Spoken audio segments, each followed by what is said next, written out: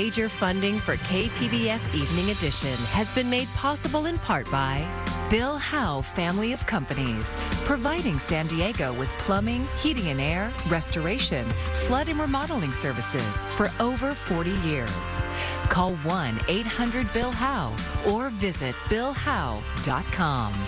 And by the Conrad Prebys Foundation, Darlene Marco Shiley, and by the following.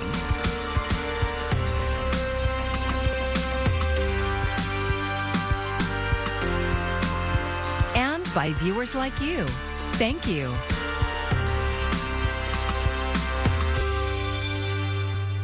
More legal jeopardy for the man who wants to return to the White House. Thank you for joining us. I'm Maya Trabulsi. After 2.5 years and weeks of speculation, Donald Trump now faces a criminal case related to what happened on and around January 6th of 2021. He's facing 4 felony counts accusing him of working to overturn the 2020 election. The indictment says those efforts led to the January 6th attack on the U.S. Capitol. The charges include conspiracy to defraud the United States government and witness tampering. He is due in court on Thursday. Former U.S. Attorney here in San Diego, Carol Lamb, gave her reaction to KPBS just a short time ago. Even though this indictment was expected, it's still very sobering when you see a former president and the leading candidate for the Republican Party for the next presidential election being prosecuted for violation of federal crimes, very serious federal crimes. And this is not the first indictment. This is a second indictment against the former president in 2 different districts. So I think this is not only unprecedented, but it's going to bring the nation into some pretty rocky times between now and election. Our news partners, NPR and PBS NewsHour, have the latest on criminal charges against former President Trump, and this comes as the California Republican Party is welcoming Trump to its convention. Trump is scheduled to attend and speak at the event in Anaheim on September 29th. It is a rare trip to Southern California for Trump, who is leading the Republican primary field despite a long list of legal problems. California's presidential primary will be held in March. It's a night to build ties between law enforcement and the communities they serve. National Night Out events are just getting started in East County and the South Bay, and those include Chula Vista Police Headquarters and Parkway Plaza Mall in El Cajon. KPBS reporter MG Perez is live at Kimball Park in National City for the National Night Out event happening there. Hi, MG. Hi, Maya. Kimball Park is at the heart of National City, and right now that heart is beating quickly. We are here to report there is a large police presence on site right now, but that's a good thing. If you look behind me, you can see plenty of tents and activity. These tents are put up by local community organizations. There are 40 of them providing food and fun, and there is certainly plenty to see and do here tonight. Take a look at this. This is a vehicle produced by the Army. It's called a MAT-V, and it is going to replace the traditional old Humvee. The 670th Military Police Unit is based here in National City, and they're showing off this new vehicle, which is faster and bigger, and we're told much safer for the Army to use. Now, the entire event tonight is about perception and improving communication with the community. So we talked with the National City Police Public Information Officer and his San Diego State intern. Yes, we wear a uniform, but we're people just like they are, and we're concerned about everything that they're concerned about. And if it's related to crime, this is a good event to talk about that and share that we can't fight crime without the community. So we need their partnership in that. And this is our way of telling them thank you and hey, let's work together in fighting crime. I think every person is different, and I think every person can contribute different things into a specific setting. I don't know, just going out there, having the correct mindset and trying to help people and just giving it your best. I think that can make a difference.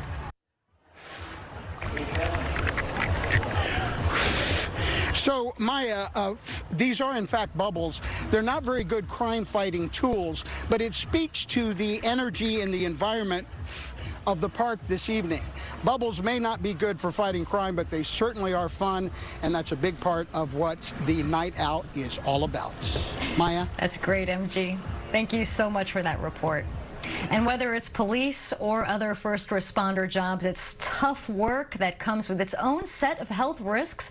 Well, coming up, we talk with local firefighters who are working to improve mental health among their colleagues. Some San Diego County parks are closed today and will remain closed till the end of the month because of extreme heat. As KPBS reporter Alexander Nguyen shows us, the closures also allow the county to do some maintenance. Under the blazing sun, with the monsoonal moisture, the temperature is sweltering.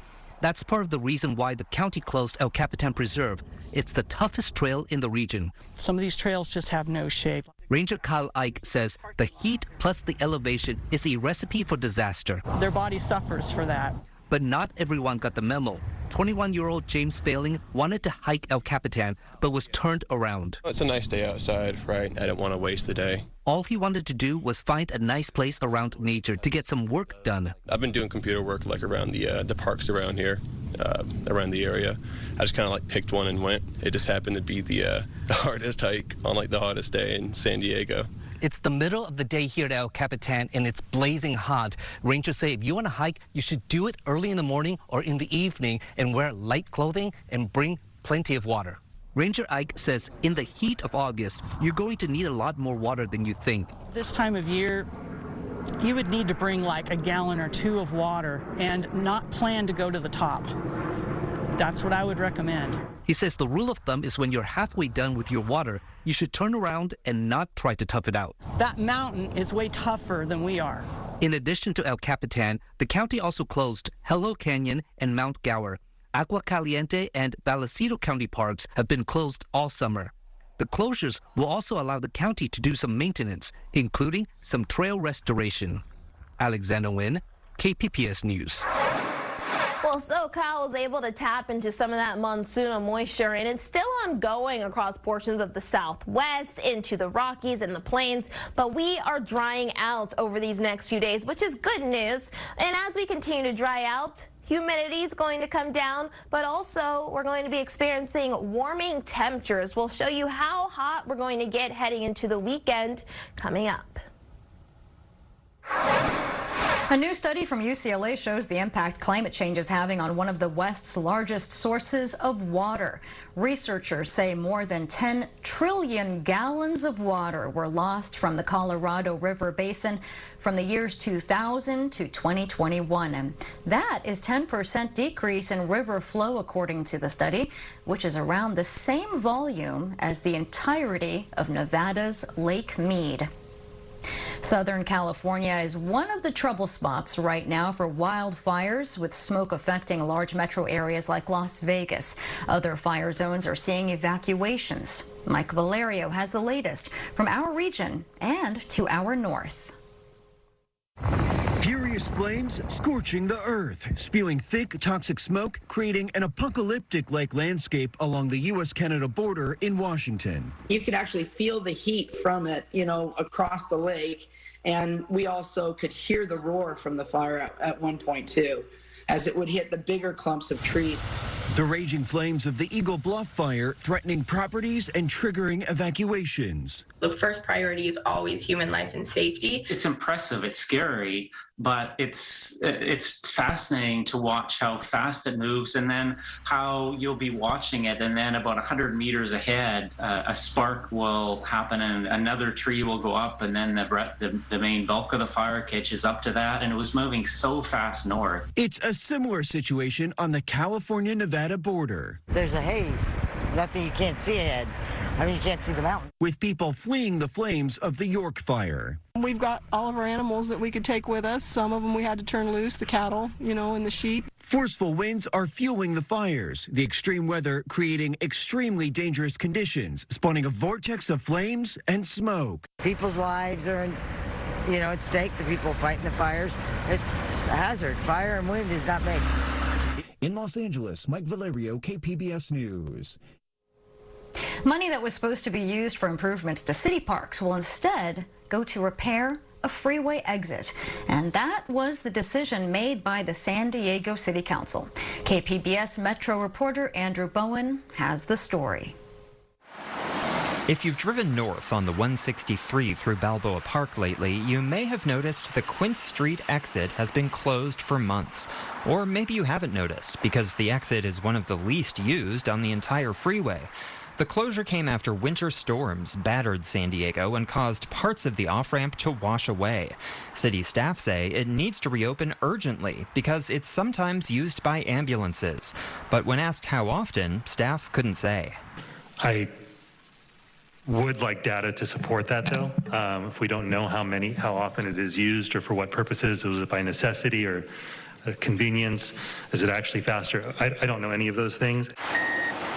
The estimated cost of repairing the off-ramp came out higher than what staff had budgeted for, so they asked the council to divert $1.7 million from a fund dedicated to improving parks.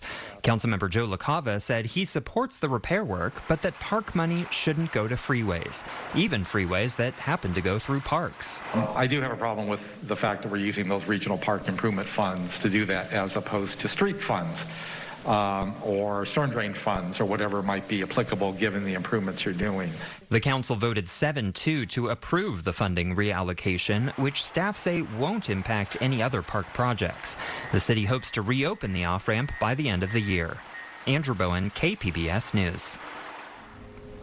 Now, Andrew has covered the story of our freeways extensively in recent months with his podcast, Freeway Exit. It's available on all major streaming platforms and at kpbs.org. And the most recent episode features an interview with Sandag CEO Hassan Ikrada, who recently announced that he will leave his position at the end of the year.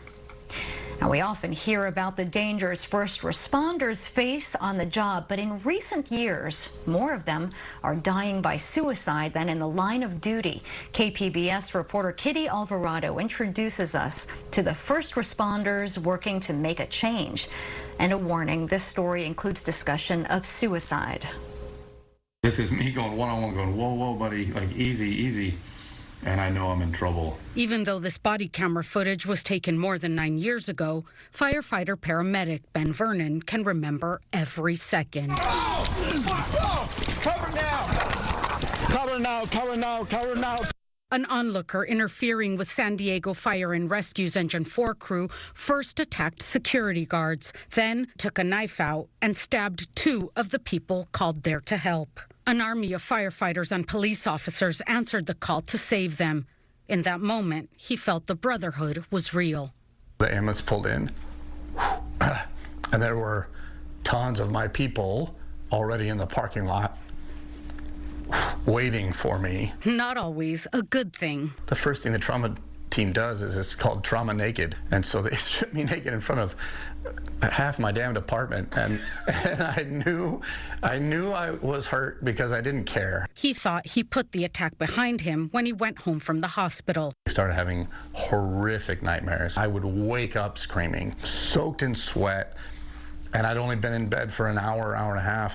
This became routine. I'm in real trouble here. Like, I don't know what to do. Like, what is this? This is post-traumatic stress syndrome, something first responders will have to deal with at some point in their careers. Ignoring it can have deadly consequences. In recent years, more firefighters and police officers are dying by suicide than in the line of duty. Dr. Hee-Jin Che. PTSD is really an imbalance of brain function. Che is one of the leading experts in healing the brain after a traumatic brain injury or psychological trauma brought on by an incident like Vernon's. Understanding what they went through is really a start of a healing journey. Che gained a lot of knowledge from treating thousands of service members and is now at the Institutes of Health in San Diego. They developed a special program to heal first responders from injuries to the brain and body they suffer on the job. We call it concussion or mild traumatic brain injury. That's all injury to the connections between brain cells that MRI CAT scan don't pick up. They think it's themselves. There's something wrong with them, but it's actually the injury. Chase says it's not always just one incident. It can be caused by suppressing emotions while exposed to trauma over and over. Any changes in the pattern of the thoughts or the emotion or inability to reset after each day or after each week, that's actually a good warning sign that you should get some help. That misbehavior, that is the post-traumatic stress. Retired San Diego Police Assistant Chief Sarah Crichton says she saw the consequences of ignoring the symptoms and not taking care of the first responders who protect us. We've seen an increase over the last, well, it's probably maybe 10, 15 years with DUIs, officers involved in DUIs, bar fights, extramarital affairs, just a variety of different maladaptive coping mechanisms that they're trying to do to get some semblance of feeling. But when the helpers need help, it's hard for them to admit. It was suck it up buttercup is what they used to tell you. Retired SDFR Captain Paul Alvarez says it's part of the old school firefighter culture. Oh no, not only did I not think I'd come here, I was that tough captain that might belittle you if you told me you were going to come here. I was part of that fire department culture, the same culture we're trying to get rid of. He says now that he's on the outside looking in, he spots a lot of issues with what's required of today's first responders, essentially going at a pace that's not sustainable. Alvarez says that vicious cycle contributed to his issues and took the life of one of his brothers. To this day, it haunts me that I spoke to him. It was 15 days before he killed himself. He thought he had it under control until he didn't. I got in trouble, and my mouth lost my temper. I mean, irrational. I had people reaching out to me that said, hey, it's time. You need some help. Vernon and Alvarez say in a moment of despair, that could have been their ending too. After 2 or 3 weeks of no sleep, suicide was an option. I'll tell you, I have my concerns because I was in a dark place. Vernon is now fully healed and part of the Army that runs to save their own. Thanks to his new mission to educate firefighters, he worries about those not stepping forward. That's the number that keeps me awake at night, right, is who out there in my department is struggling in silence. And it scares me because obviously we've had 2 suicides. Alvarez came out of retirement to lead by example. He now welcomes firefighters to the Institutes of Health, the place that healed him. I gotta know that I did my part. We don't want any more suicides in the San Diego Fire Department, not anywhere. Kitty Alvarado, KPBS News. If you or someone you love is struggling with thoughts of suicide, there is help. The number to call is 988. First responders should reach out to their wellness program as well. I'm Jeff Bennett. Tonight on the NewsHour, former President Donald Trump is indicted in the federal probe of efforts to overturn the 2020 election. Coming up at 7 after Evening Edition on KPBS.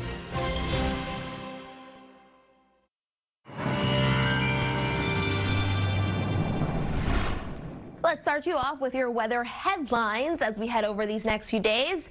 A hint, well, great headlines for you because I know it's been a little rainy, a little stormy, and very sticky outside. Well, we're drier starting on Wednesday. We're going to see that humidity start to decrease as well, which is good news.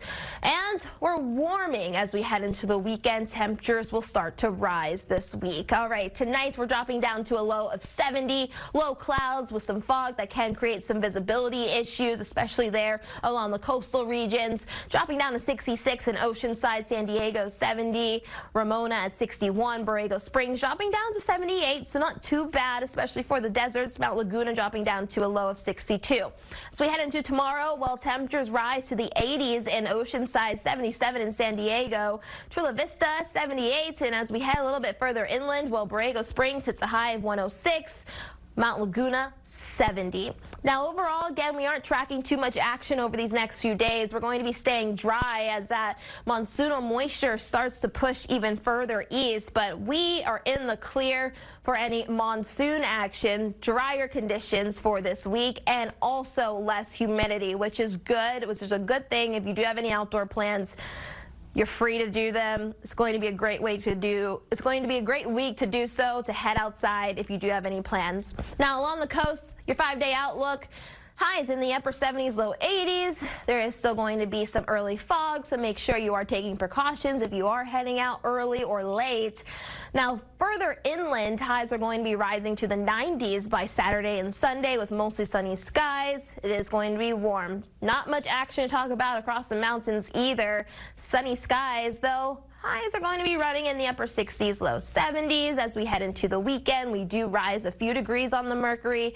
The deserts, though, we rise back to the triple-digit teens by Saturday. For KPBS News, I'm meteorologist Bree Guy. Yesterday, we brought you the story of Operation Hope North County and its mission to help house families with children experiencing homelessness. After the shelter was gifted a full renovation, staff knew it was time to add some color to the new walls. KPBS North County reporter Tanya Thorne shows us how a place of refuge is transformed into a place of color and hope through art. Earlier this year, Operation Hope North County in Vista was given a full renovation that transformed their property. Close to 66% of our population is children. And it's apparent to anyone that comes and volunteers here, it's apparent to anyone that works here, it's apparent to anyone that visits us, that it's mainly kids here. Jimmy Figueroa is the executive director of the homeless shelter for families with children and single moms. When the renovation was complete, he knew the kids' space needed more than blank walls. You want them to have a place that they're going to remember, that they don't necessarily say, oh, when I was a kid, I was staying at a shelter, but man, I remember that place. The staff cared about us. The environment gave me hope. And for that, Figueroa enlisted the help of local artists. So I was really excited when Jimmy contacted me and kind of told me a little bit about the background of what this place does for the community. Michelle Guerrero goes by Mr. B Baby. I really strongly believe in art, and I believe that it really can transform a place. And so I'm happy to be able to provide this for these kids and really turn this environment into something beautiful and colorful that they're excited to be a part of. Her style of art and famous character, Chucho, has gotten international attention. Chucho has outgrown being a painting on a wall and is getting a book of his own, a toy version, and a board game. So she knew Chucho would be a perfect character for the kids' play area at the shelter. He's a piñata, and originally piñatas were filled with seeds and then held over the garden and broken. And so I really connected with the idea that through brokenness comes growth. And that's the message she hopes to leave to the children, calling Operation Hope their home for now. Other artwork that went up on the walls of the playground include shadows of children playing and gazing up at the stars and sky, and a sleeping dog painted by Victor Rodriguez. I just think about this place and what it offers, and it's peace of mind, on the in-between of like being where you don't want to be and trying to figure things out. And so just having a place to lay your head and, rest up and gather yourself and figure out your next move, What were once blank and brown walls are now filled with colors and art that Figueroa hopes the kids will see and know it's for them. I mean, when you go out there, you know that those murals are for the children here at the shelter. And so they saw something being created that was intentionally created for them. And I think that would make any of us feel special. Tanya Thorne, KPBS News. Winning a championship isn't supposed to be easy, and Team USA is learning that at this year's World Cup. The team is still alive, advancing to the knockout stages. They did so by battling Portugal to a scoreless draw in New Zealand. Naomi Girma, who plays for San Diego Wave FC, was named player of the match. And this year's group stage was the toughest for the U.S. women in their World Cup history, totaling just 5 points in 3 games. The next match will be Sunday at 2 a.m. Pacific time. Their opponent is still to be determined. Another $1 billion lottery prize is up for grabs tonight, the second in just a few weeks. Karen Kafa tells us about the long odds and a warning about scams. Mega Millions crossing the $1 billion mark. Winner. Thank you. After no winners Friday, the jackpot has climbed to more than $1 billion for the drawing at 11 p.m. Eastern Time Tuesday night, leaving ticket buyers to dream. You never know. Could be you. Arnie! But financial planners say don't just dream, plan. State Farm says before a winner claims a prize, they should call a lawyer, an accountant, and a financial advisor. Depending upon the state, a winner may have a few days or even a few months to step forward. Kiplinger says large prize winners will often need to choose between a lump sum payment minus taxes or payouts over 20 or 30 years. Investing a lump sum well could grow that money, but the yearly payouts will spread the wealth out over time. And the Federal Trade Commission says lottery and sweepstakes frauds are among their top reported scams. They often start with a phone call or a text telling a consumer they've won a prize but need to give the scammer personal information or money. Tuesday's Mega Millions contest is for the second billion-dollar lottery prize within weeks. A Powerball drawing on July 19th yielded a winning ticket in Los Angeles for a $1.08 billion jackpot. The biggest Mega Millions jackpot to date was $1.537 billion won in South Carolina in 2018. A $1.348 billion ticket was sold in Maine in January. In Washington, I'm Karen Kafa. And here's a look at what we're working on for tomorrow in the KPBS newsroom. NPR Morning Edition has more on the wildfire burning in the Mojave Desert Preserve and the efforts to protect California's iconic Joshua Tree forests. And a reminder, if you can't catch all of our newscasts, you can sign up for the KPBS newsletter. From daily headlines to our arts calendar, you can sign up for the content that you want delivered to your inbox at kpbs.org. And you can find tonight's stories on our website, kpbs.org. Thanks so much for joining us. I'm Maya Trabulsi. Good night. Major funding for KPBS Evening Edition has been made possible in part by Bill Howe Family of Companies, providing San Diego with plumbing, heating and air, restoration, flood and remodeling services for over 40 years. Call 1-800-BILL-HOWE or visit billhowe.com. And by the Conrad Prebys Foundation, Darlene Marco Shiley, and by the following.